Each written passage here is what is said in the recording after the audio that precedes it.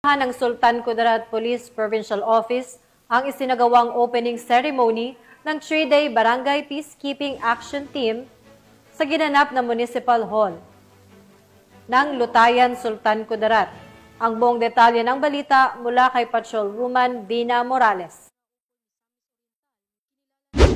Pinangunahan ng Sultan Kudarat Police Provincial Office ang pagbubukas ng 3 araw na Barangay Peacekeeping Action Team Training na isinagawa sa Municipal Hall, Barangay Tamnag, Lutayan, Sultan Kudarat. Ito lamang ika-10 ng Setyembre taong kasalukuyan. Pinangunahan ni Police Colonel Bernard L. Lao, Provincial Director ng Sultan Kudarat PPO, ang pagbubukas ng naturang aktibidad.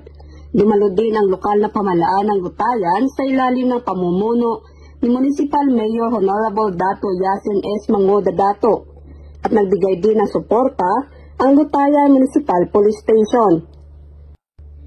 Nasa 79 na mga miyembro ng BIPAT mula sa 11 na barangays ng Lutayan ang isinailalim sa training na nakatutok sa community policing, disaster preparedness at epektibong diskarte sa pagtugon upang mapanatili ang kapayapaan at seguridad sa komunidad.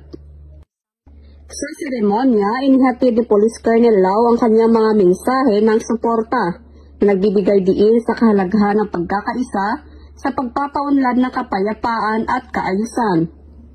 Mula dito sa Rehiyon 12, ako ang inyong PNN correspondent, Patrolwoman Vina Morales, alagad ng batas, tagataguyod ng Balitang Pulis.